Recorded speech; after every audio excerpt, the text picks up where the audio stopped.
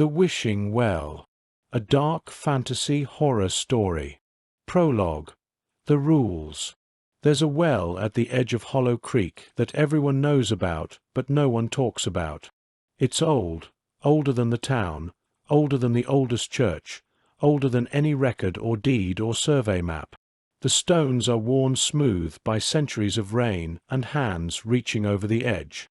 The water below is so deep and dark that no one's ever seen the bottom, though plenty have tried. And if you drop a coin and make a wish, the well grants it. Every child in Hollow Creek learns the stories. The farmer who wished for rain during the drought of 1893, it rained for 40 days and 40 nights, flooding half the valley.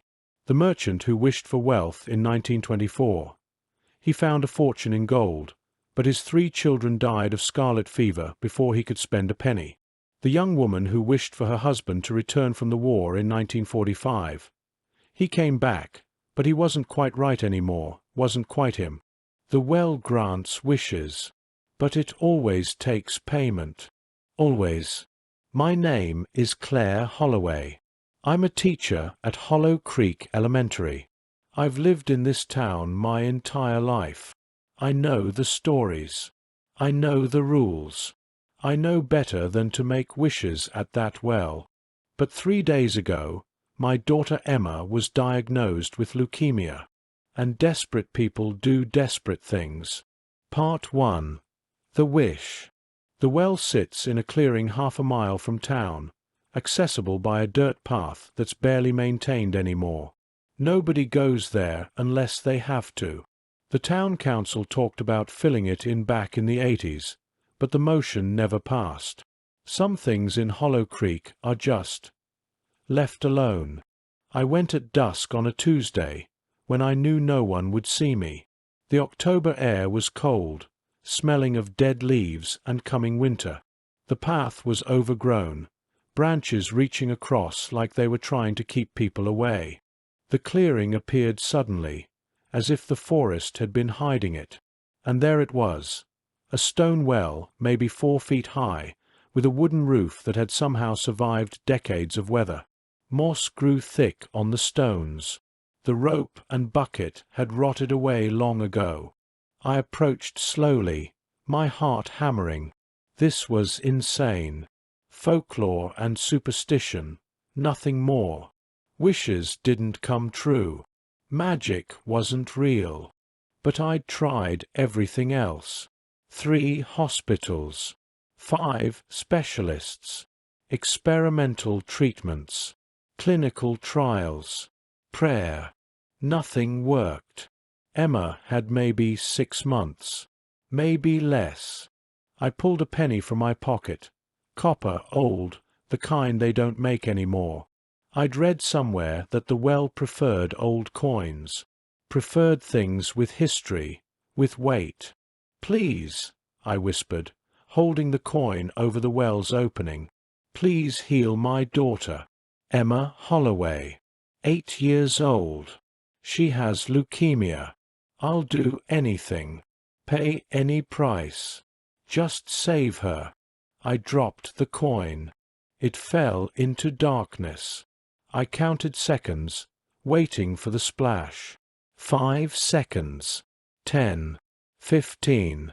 20 seconds before I heard water, so faint I might have imagined it. The well was impossibly deep. I waited, but nothing happened. No voice from below. No supernatural confirmation.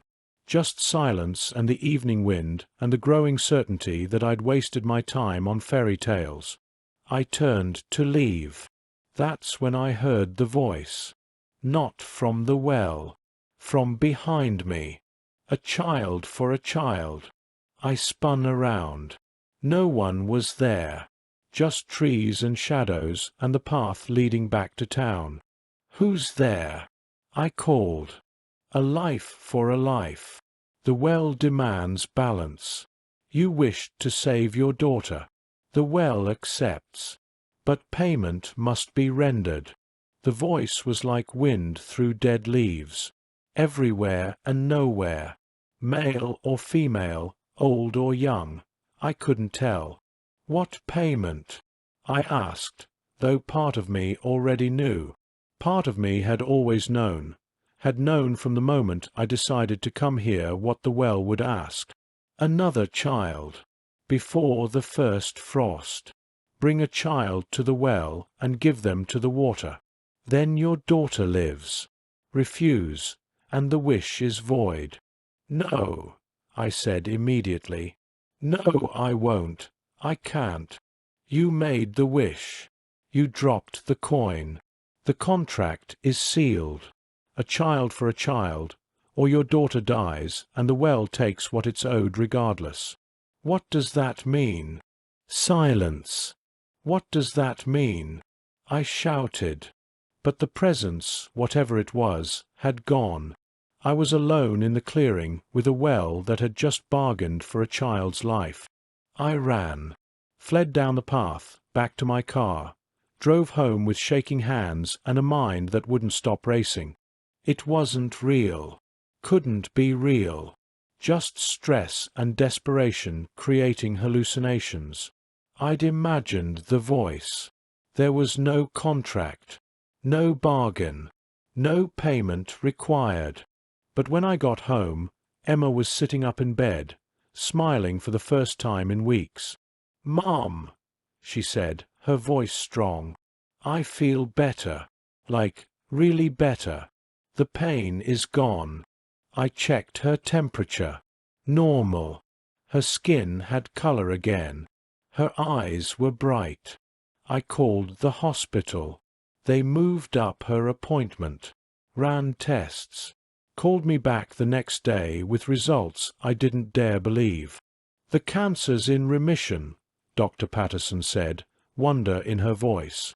"Complete remission. I've never seen anything like it.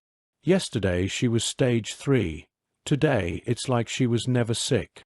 It's miraculous." It was miraculous. It was also impossible, which meant the wish had worked, which meant I owed the well a child. Part 2. The deadline. I spent 3 days in denial, told myself it was coincidence, spontaneous remission, a miracle of medicine. Emma's recovery had nothing to do with that well. But the evidence kept mounting. Emma didn't just feel better. She was better in ways that defied medical explanation. Her blood work came back perfect. The tumor markers that had been off the charts dropped to 0. Her bone marrow, which had been failing, regenerated completely in 48 hours. "It's impossible," Dr. Patterson said during our follow-up appointment. "I've been an oncologist for 23 years. I've seen remissions, yes, but never like this. Never this fast, this complete. It's as if the cancer was never there. So she's cured. According to every test we've run, yes. But Claire," she lowered her voice, "I don't understand what happened. This isn't medicine. This is something else."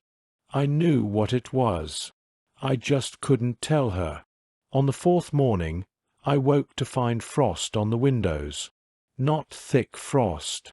Just a thin crystalline layer that caught the morning sun and made rainbow patterns on the bedroom wall. The first frost of autumn. October 15th. And I heard the voice again, whisper soft in my ear. 3 days until the debt comes due. Choose a child, or the well chooses for you. I sat up, heart hammering. The room was empty. No one there but me. But the voice had been real. I could still feel the cold breath of it against my ear. I looked at my left wrist. The black mark had grown. It was thicker now, more pronounced, and it had started to branch, thin tendrils creeping up my forearm like roots seeking nourishment. 3 days.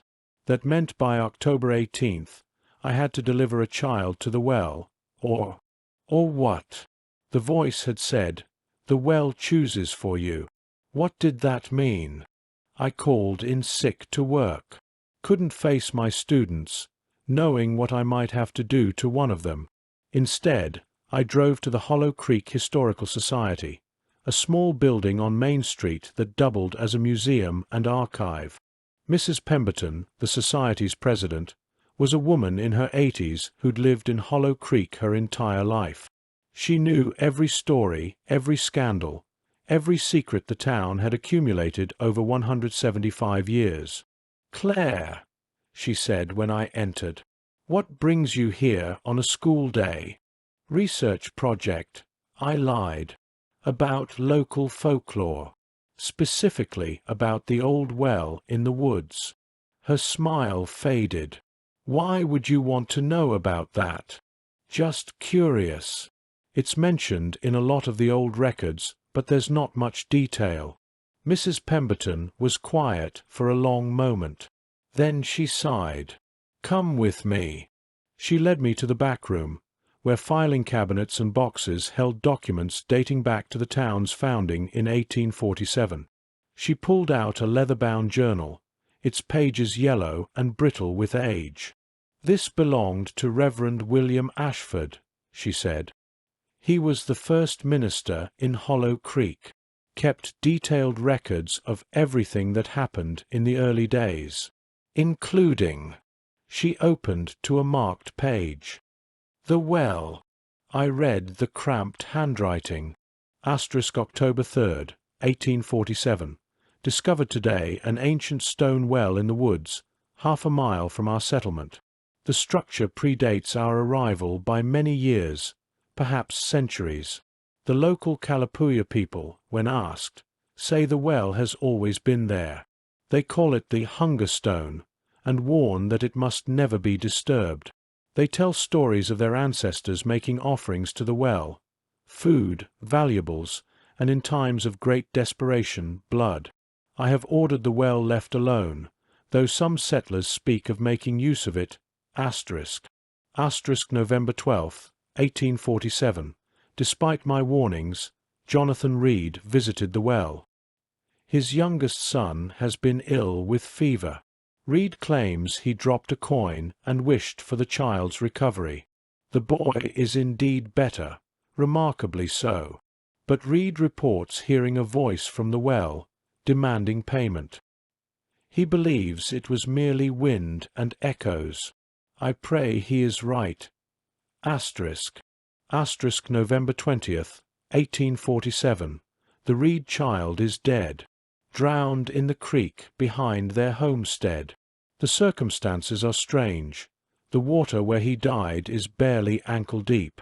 No child his age should have drowned in such a place. Reed has confessed to me that he refused to pay the well's debt. He believes his refusal killed his son. The man is broken with guilt. The journal continued. Entry after entry, year after year. Every few years, someone would make a wish. The well would grant it, then demand payment in the form of a child. 1893. Jonathan Reed's grandson wished for rain during the drought. Payment. His own son drowned in the resulting flood. 1924. Thomas Crane wished for wealth. Found gold in his field the next day. Payment. His 3 children died of scarlet fever within a week. 1945. Martha Voss wished for her husband to return from World War II. He came home. Payment. Her neighbor's 15-year-old son vanished on his way home from school, never found. 1967. Rebecca Summers, 16 years old, wished to be beautiful. Woke up the next day looking like a movie star. Payment. Her 12-year-old sister disappeared from her bedroom in the middle of the night. No trace of her was ever found. On and on. Dozens of wishes. Dozens of children taken. Why doesn't someone fill it in? I asked. Or blow it up. Just destroy it. Mrs. Pemberton looked at me sadly. They tried. In 1958, the town council voted to dynamite the well. They sent 6 men with explosives. The dynamite wouldn't ignite. Every match, every fuse, Every detonator failed. Then the well started making sounds. Voices. The men said they heard children crying from the depths. They fled and refused to go back. The motion to destroy the well was quietly withdrawn. What about sealing it? Putting a cover over it? They tried that too. 1972. Brought in a concrete company to pour a solid cap over the opening. The concrete wouldn't set, stayed liquid no matter how long they waited. Eventually gave up. The well doesn't want to be sealed. I turned pages, looking for any case where someone had refused payment and survived. There was only one. 1889. Mary Catherine Brennan made a wish to save her infant son from pneumonia. The child recovered overnight. When the well demanded payment, Mary refused. Her son died the next day, not from pneumonia, but from stopping breathing in his sleep for no medical reason. But Mary didn't die. Instead, over the next 40 years, 14 children who came into contact with her sickened and died. Some from illness, some from accidents, some from causes no one could explain. They called her the Hollow Creek Witch, Mrs. Pemberton said quietly. Drove her out of town in 1920. She lived alone in the woods until she died in 1929. Some say she went mad with guilt. Others say the well was feeding through her, taking its payment slowly. The well takes its payment no matter what, I said, more to myself than to her. Yes. One way or another, it always collects. Mrs. Pemberton closed the journal. Why are you really asking about this, Claire? I couldn't tell her. Couldn't admit what I'd done. So I lied. Just morbid curiosity. You know how teachers are. She didn't believe me. I could see it in her eyes. But she didn't press. As I was leaving, she called after me. Claire, if someone did make a wish, if they owed the well a debt, there's one other thing in the records. Just a single line in Reverend Ashford's journal, written shortly before he died. What does it say? The well can be sealed, but only by the one who feeds it. We've never understood what that means. But maybe. She looked at me intently. Maybe you'll figure it out. I spent that night poring over every document Mrs. Pemberton had let me copy, looking for clues, looking for hope, looking for any way out of this nightmare that didn't involve murdering a child. The mark on my arm had spread to my elbow. I could feel it moving, could feel it crawling toward my shoulder like something alive beneath my skin. Emma came into my study around 10 p.m. Mom, are you okay? You've been in here all night. I looked at my daughter. Healthy, vibrant, alive because I'd made a devil's bargain with something ancient and hungry. I'm fine, sweetheart. Just working on something for school. You've been acting weird since I got better. Like you're scared of something. I'm not scared. I'm just... What could I say? I'm just so happy you're healthy. Sometimes too much happiness is overwhelming. She hugged me. I love you, Mom. Thank you for taking care of me when I was sick. If only she knew what taking care of her had cost, what it was still costing. After she went to bed, I found it. A footnote in a 1923 newspaper article about the Crane family tragedy. The reporter had interviewed an old woman, one of the last surviving Kalapuya people who remembered the old stories about the well. She'd said, "The hunger stone is fed by the boy who never grew old, the pale child who walks between worlds. He brings the offerings. He collects the debts. To seal the stone, you must first free him from his service. The boy who never grew old." I thought of Lucas, the new student who'd appeared and disappeared, the one who'd said he'd been here before, in different faces, different names, who'd told me he'd wished to live forever, and the well had granted it, but living forever meant serving forever. If Lucas fed the well, if I could free him from his service, could that seal it? It was a long shot, barely more than a hope, but it was the only thing I had. 2 days left. I needed to find Lucas. Part 3. The Temptation. I'm ashamed to admit what I considered. There was a boy in my class, Tyler Morrison, 9 years old, troubled kid from a broken home. His father was in prison for assault. His mother was struggling with addiction. He came to school hungry more often than not, with bruises he wouldn't explain when asked. I'd called social services 3 times in the past year. Each time they'd investigated, deemed the situation manageable, and left Tyler in his mother's care. The system was overwhelmed. Too many cases, too few resources. Tyler was falling through the cracks. And sitting at my desk at 2 a.m. on the second day of my deadline, staring at class photos, I caught myself thinking, would anyone really miss him? His mother was barely present. No siblings. No grandparents involved. His father wouldn't even know he was gone for months. Tyler had told me once, in a rare moment of openness, that sometimes he felt invisible, like he could disappear and no one would notice. I found myself planning it, actually planning it. I could tell him I'd take him to get ice cream after school, drive past the ice cream shop, say we'd try a different one, keep driving, head into the woods, tell him we were taking a shortcut, lead him to the well. My hands were shaking as I wrote it out, step by step, every detail, how I'd do it, how I'd make it look like he'd run away, how I'd dispose of his backpack somewhere far from the well, how I'd act surprised and concerned when he didn't show up the next day.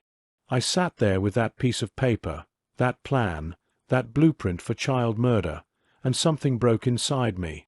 I ran to the bathroom and threw up until there was nothing left, then dry heaved while tears streamed down my face. What had I become? What was I becoming? Tyler was a child, a troubled, lonely, neglected child who deserved better than the hand he'd been dealt. And I was going to kill him, murder him, because my daughter's life was worth more than his. Except, was it?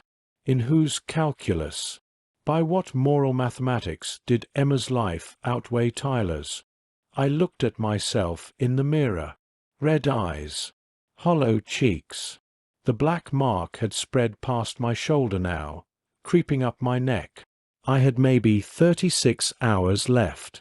I thought about what Dr. Patterson had said, that Emma's recovery was impossible, that it wasn't medicine. And I thought, what if I refuse? What if I just refuse to pay and let the well take whatever it wants to take? But I knew what would happen. I'd read the records. Mary Catherine Brennan had refused, and her son died. Then 14 other children over 40 years, using her as a conduit. If I refused, Emma would die. And then the well would feed through me, taking child after child after child until its debt was satisfied 20-fold. At least if I chose one child, only one would die. That's how you rationalize evil. That's how good people do monstrous things. You convince yourself the alternative is worse. I went back to my desk, looked at that piece of paper with Tyler's death sentence written in my own handwriting. Then I burned it, watched it curl and blacken in the metal trash can, watched the smoke rise and dissipate. I couldn't do it, even to save Emma, even knowing what it would cost. I couldn't murder a child. But that didn't mean I'd stopped thinking about it. The next morning at school, I watched Tyler differently. He came in late, as usual. No breakfast, as usual. Wearing the same clothes he'd worn yesterday. When I asked him how he was, he shrugged and said, "Fine," in that automatic way that meant anything but fine. During recess, he sat alone. The other kids avoided him. He was too different, too damaged, too much of a reminder that not all childhoods were happy. When I asked if he wanted to join the kickball game, he shook his head. "They don't want me anyway," he said. "That's not true." "Yes, it is. And that's okay. I'm used to it. 9 years old and used to rejection. Used to being invisible." At lunch, I gave him half my sandwich. He ate it quickly, hungrily, like someone who wasn't sure when the next meal would come. Then he looked at me with those old eyes that had seen too much too young, and said, "Why are you being extra nice to me, Miss Holloway? I'm always nice to you. You're being different nice. Like sad nice. Like you feel sorry for me. I just want to make sure you're okay." He studied my face for a long moment. "You look sick. Are you sick like Emma was?" "No, sweetie. I'm fine." "You don't look fine. You look scared." Children see more than adults give them credit for. They see through polite lies and social masks straight to the truth underneath. "I am a little scared," I admitted, "but not about being sick." "What are you scared of?" Of becoming a monster. Of murdering you to save my daughter. Of the choice I might make in the next 24 hours. Just grown-up stuff, I said. Don't worry about it. He nodded, accepting the deflection, and went back to his lunch. I watched him eat and thought, I can't. I won't. No matter what. But the mark on my neck was spreading toward my jaw, and I could feel the well's presence now, even miles away. Could feel it waiting. Hungry. That afternoon, Lucas appeared again. Not in my classroom. In the parking lot after school. He was leaning against my car, waiting, like he'd known exactly when I'd come out. "Hello, Miss Holloway. I thought you'd left. I go where I'm needed. Right now, I'm needed here. You're running out of time." I looked at the mark. It had reached my ear. "I know. Have you chosen?" "I'm not choosing. I'm not giving the well a child." "Then you're choosing your daughter's death, and the well's alternative payment method. It'll feed through you. Take children one by one. 4 years. Maybe decades. Is that better? There has to be another way." There isn't. I've seen this play out hundreds of times. Different people, different wishes, same outcome. The well always collects. The only variable is how much suffering happens before collection is complete. I grabbed his arm. He felt cold. Too cold. Like touching marble in winter. "The records mention you. The boy who never grew old. You serve the well. You help it collect debts. If you're the one feeding it." I looked at him intently. "Can you be freed? And if you're freed, can the well be sealed?" For the first time, I saw emotion on Lucas's face. Surprise. Then something that might have been hope, quickly suppressed. "Who told you that?" "The old records. Kalapuya legends. They say the hunger stone is fed by the pale child who walks between worlds. That to seal the stone, you must first free him from service." "I've been looking for a way out for 170 years, Lucas said quietly. "Do you think I haven't tried everything? I'm bound to the well. Part of it. I can't be freed any more than you can separate your shadow from your body." But what if you could? What if there was a way? There isn't. How do you know? Because I've looked. For 17 decades, I've searched for loopholes, for escapes, for any way to break the binding. There is none. I made a wish. The well granted it. Now I serve. That's the contract. It's eternal. No contract is eternal. Every binding has a release clause. Every curse has a breaking condition. We just have to find it. Lucas looked at me with those ancient eyes, and I saw something I hadn't seen before. Exhaustion. Bone-deep, soul-crushing exhaustion. Even if you could free me, he said, even if you found a way, would that seal the well? Or would it just mean the well loses its collector? What happens to all the debts still owed? What happens to all the wishes already granted? I don't know. But it's better than murdering a child. Is it? If you free me and the well isn't sealed, it might get angry, might collect all outstanding debts at once. Every person who ever made a wish and still has living children, the well might take them all. Dozens of children. Hundreds. Is that better than sacrificing one? I hadn't thought of that. Hadn't considered the consequences of disrupting a system that had been in place for centuries. I'm running out of options, I said. No. You have 2 options. You've always had 2 options. Choose a child and save your daughter, or refuse and let the well take its payment its own way. Those are the only choices. Everything else is just desperation pretending to be hope. He walked away, disappeared around the corner of the building. When I followed, he was gone. 24 hours left. Maybe less. The mark was spreading faster now, like it sensed the deadline approaching.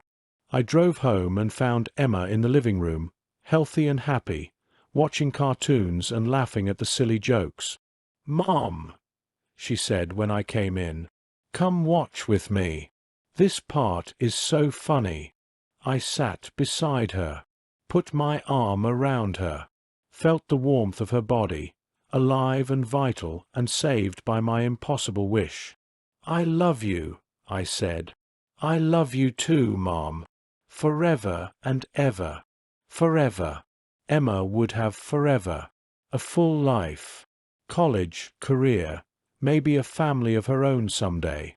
All the futures the well had restored to her, at the cost of another child's forever. Was that trade moral? Was it even a trade I had the right to make? I didn't sleep that night. Couldn't. Just lay in bed, staring at the ceiling, feeling the mark crawl closer to my heart. At 3 a.m., I got up, drove to the well, stood at its edge in the darkness. "There has to be another way," I said to the void. The water below was perfectly still. No ripples. No response. I'm not a murderer. I'm a mother trying to save her daughter. You can understand that, can't you? Even you, whatever you are, you can understand parental love. Silence. Please. Show me another way. Any other way. I'll pay any price except this one. The voice came from everywhere and nowhere. You already know the price. The contract was sealed when you dropped the coin. A child for a child. Those are the terms. They do not change. Then I refuse. I won't do it. Then your daughter dies at sunset tomorrow, and I will feed through you. Every child you teach, every child you see, every child who crosses your path. I will take them one by one, slowly, over years, and you will watch and know that each death is because you refused to make one sacrifice. That's not fair. Fair. The voice almost laughed. I am not fair. I am not unfair. I am a well. I grant wishes. I collect debts. Fairness is a human concept that has no meaning here. I stood there for a long time, the autumn wind cold against my skin, the mark burning on my neck. Then I went home, sat at my kitchen table, and made a list. Every child I'd ever taught, every child in my neighborhood, every child I might encounter in the next 40 years. If I refused to pay, the well would take them all, slowly, methodically, using me as its collection agent. How many children was that? Hundreds? Thousands over a lifetime? Versus one child now. One sacrifice to save all the others. That's the math of atrocity. That's how you convince yourself murder is mercy. I looked at the list. Looked at Tyler Morrison's name. Looked at all the other names. And hated myself for what I was thinking. Hated the well for forcing this choice. Hated my own desperate love that made me consider it. By dawn, I still hadn't decided, but I was running out of time to not decide. The deadline was sunset, 12 hours away, and I still didn't know what I was going to do. Part 4. The research. I couldn't sleep, couldn't eat.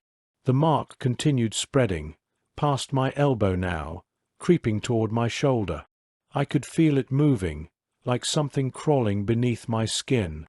Emma asked me if I was okay.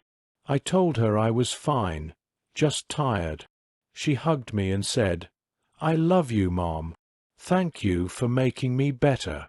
If only she knew what making her better had cost. I returned to the library, digging deeper into the well's history. There had to be another way. Some precedent for breaking the contract. Someone who'd refused payment and survived. I found one case. Just one. 1889. Mary Catherine Brennan made a wish to save her infant son from pneumonia. When the well demanded payment, she refused. Her son died the next day. But Mary didn't die. Instead, she lived another 40 years, but every child she encountered afterwards sickened and died. 14 children over 4 decades. The well took its payment slowly, methodically, using her as a conduit. They called her the Hollow Creek Witch. Drove her out of town. She died alone in the woods in 1929. The well always collected, one way or another. But there was a footnote in one of the oldest records, a single line that made me stop cold. Asterisk, the well can be sealed, but only by the one who feeds it. Asterisk. What did that mean? Who fed the well? I thought of Lucas, the boy who wasn't a boy, who served the well, who helped it collect debts. If he fed it, could he seal it? I needed to talk to him, needed to understand what that cryptic note meant. But when I went back to school the next day, Lucas was gone. His desk empty. The office had no record of a Lucas Wade enrolling. His mother's contact information led to a disconnected number. He'd vanished as mysteriously as he'd appeared. The mark had reached my shoulder. I had maybe 12 hours. Part 5. The choice. I drove to the well as the sun set. Had to see it one more time. Had to understand what I was dealing with. The clearing was exactly as I'd left it. Stone well, wooden roof, moss-covered sides. Innocent. Harmless looking. I approached the edge, looked down into darkness. "I won't do it," I said to the void. "I won't give you a child. Find another way to collect. Take something else from me. Take my years, my health, my anything, but not an innocent child." The water below rippled, though there was no wind. "A child for a child," the voice whispered from the depths. "You made the bargain. You must pay. Then void the wish. Take back Emma's healing. Let her die naturally, with dignity. I'd rather lose her to cancer than become a murderer. Too late. The wish is granted. The debt is owed. If you do not pay, I will take Emma as payment instead, and then I will take others. Children from your school. Children from your street. I will take and take until the debt is satisfied 20-fold. You're a monster. I am a well. I am stone and water and ancient magic. I do not choose cruelty.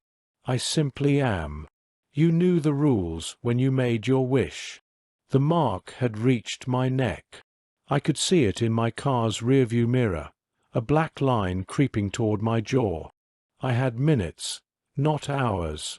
I thought of Emma, of her laugh, her smile, the way she looked at me with complete trust and love. I thought of Tyler, the troubled boy with no one, of the other children in my class, of Lucas, whoever or whatever he really was, and I made my decision. If the well needs a child, I said, take me. I was a child once. I still have that child inside me. The girl I was before life made me hard. Take her. Take my inner child, my innocence, my capacity for joy. Take everything that makes me human. Just leave the children alone. Silence from the well. Then, that is not a payment I have been offered before. But it's a child, isn't it? The child I used to be. You feed on potential, on futures unlived. I'll give you all my unlived futures, everything I might have been, all the joy I might have felt, all the happiness I might have known. Take it all. Just let the real children live. More silence. Longer this time. Finally, your offer is acceptable. But know this, if I take your inner child, you will live the rest of your life empty. No joy, no love, no warmth. You will exist, but you will not truly live. Do you accept these terms? I thought of Emma, of the life she could have, the future she deserved. I accept. The mark on my neck flared hot, then cold.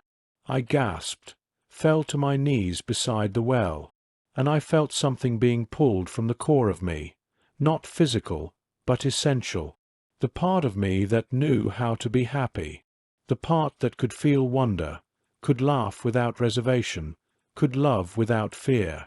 That part was being drawn down into the well's darkness, pulled like a thread being unravelled. I screamed, but the sound was hollow, empty. And then it was done. Part 6. The Aftermath. I drove home in silence. Not peaceful silence. Empty silence. The world looked flat, colourless, like a photograph of life rather than life itself. Emma ran to meet me at the door.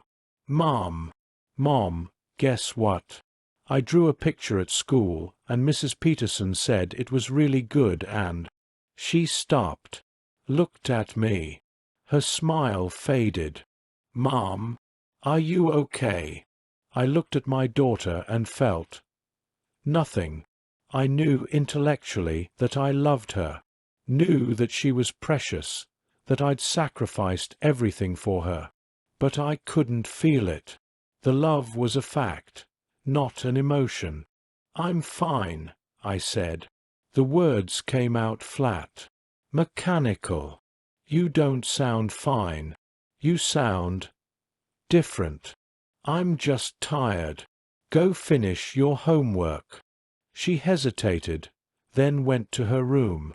I watched her go and felt the absence of feeling, a void where maternal warmth should be. The mark on my skin had vanished. The debt was paid. Emma lived. I existed. Days passed. Weeks. Emma recovered fully. The cancer was gone, never to return. She went back to school, made friends, lived the life I'd wished for her. And I watched from the outside, unable to connect, unable to feel. I continued teaching, but the joy was gone. I went through motions, said the right words, smiled at the right times. But it was performance, not genuine emotion. The other teachers noticed. "Are you okay, Claire? You seem distant." "I'm fine," I'd say. Always fine. Always distant. Emma noticed most of all. "Mom, why don't you laugh anymore? Why don't you hug me like you used to?" "I do hug you." And I did. But hugs without warmth are just actions, not affection. I'd saved her life by destroying my own capacity to live it. Was it worth it? I don't know. I can't know. I traded the ability to know. Epilogue. The warning. 3 months later, a new family moved to Hollow Creek. Young couple with a sick child, a little boy with a rare disease, dying slowly. I saw the mother at the grocery store, saw the desperation in her eyes, saw her asking the cashier about doctors, specialists, anything that might help. I should have walked away, should have stayed silent. Instead, I approached her. "There's a well," I heard myself say, "at the edge of town. They say it grants wishes." Her eyes lit up. "Really? Where?" I gave her directions, watched her thank me, watched her leave, hope in her expression. I should have warned her about the price, about what the well demands, about what she'd lose even if she won. But I said nothing, because if I'd warned her, if I'd stopped her, would that mean my sacrifice was for nothing? Would that mean Emma's life was saved for no reason? Or was I just perpetuating the cycle, feeding the well new victims because I couldn't bear to be the last? I don't know. And the worst part is, I don't care. The part of me that could care about moral consequences is at the bottom of that well, feeding its endless hunger. Sometimes at night, I stand at Emma's door and watch her sleep. I know I love her. I remember loving her. But I can't feel it anymore. Can't feel anything. The well granted my wish. I just didn't understand the cost. And that's the thing about wishes. They always come true. Just not the way you hoped. The end. Author's note.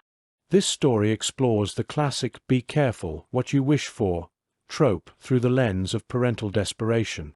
Every parent would say they'd do anything to save their child. But what does anything really mean? And what happens when the price of saving one life is losing the ability to appreciate that life? The wishing well is based on folklore from various cultures that feature cursed wells, fountains, or pools that grant wishes at terrible cost. These stories persist because they touch on a fundamental truth. There's no such thing as a free miracle. If you encounter a wishing well that seems too good to be true, remember, it is. Walk away. Some prices are too high, even for love.